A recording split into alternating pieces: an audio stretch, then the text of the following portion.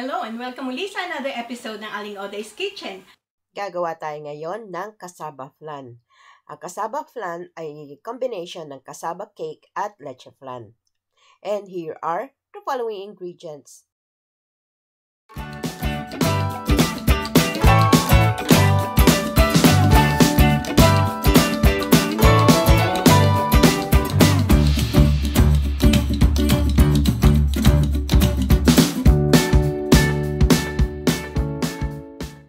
Ang ating first step, ika-caramelize lang natin yung sugar. Naglagay ako ng mga about 2 tablespoon ng sugar dito sa ating foil or llanera. At tutunawin natin to on a low heat hanggang sa mag-caramelize lang. Ayan, iniikot-ikot lang para hindi masunog. This one is ready, pwede na natin itong iset aside.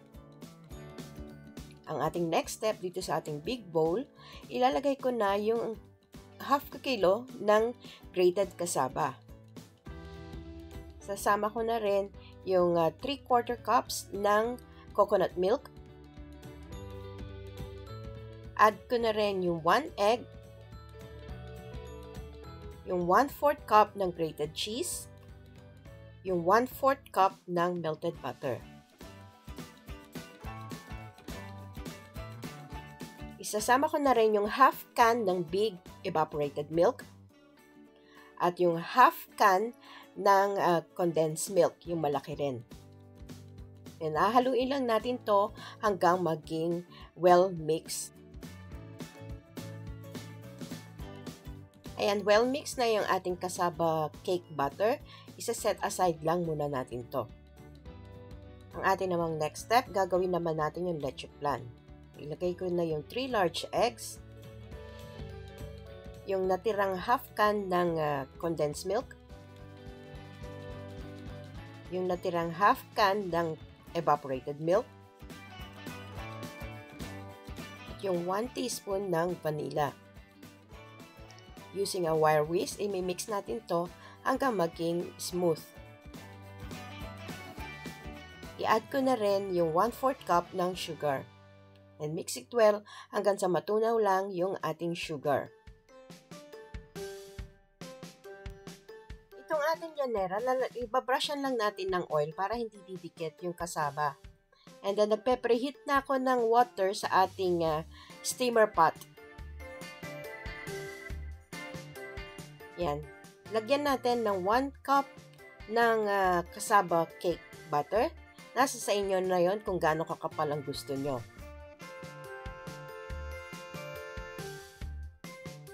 Yung ating leche flan mixture, hindi ko siya imi-mix. Ilalagay ko lang sa ibabaw. Mga half a cup or 3/4 cup. Mas gusto ko kasi yung ganito, nakaseparate yung leche flan pag naluto. Nilagay ko na dito sa ating steamer pan yung ating nagawang llanera at mainit na yung tubig sa ating steamer pot. Lagyan ko lang ng foil para hindi matutuluan yung ibabaw. Itong takip ng ating steamer, nilagyan ko lang ng towel pag-absorb ng water. At i-steam natin to for 30 to 45 minutes, depende sa thickness ng inyong cassava. Ito naman ang isang option na ginawa ko. Dito sa ating baking tray, nilagay ko na yung dalawang llanera at lalagyan ko ng hot water. Parang bain-marie ang tawag dito. Nakapag-preheat na ako ng oven sa 350 degrees Fahrenheit or 175 degrees Celsius. Ibe-bake natin to for 30 to 45 minutes. Again, depende sa thickness ng inyong cassava. I-check nyo na lang using a stick test. At tatakpan ko rin ito ng foil bago natin i-bake. After 30 minutes nitong ating in-steam, i-check ko lang using a stick test. Yan, when the stick comes out clean, pwede na ito. Ito yung in-steam ko. Buhain natin para makita nyo yung loob. Yan, nakaseparate yung leche flan. Ito naman yung naka-bake.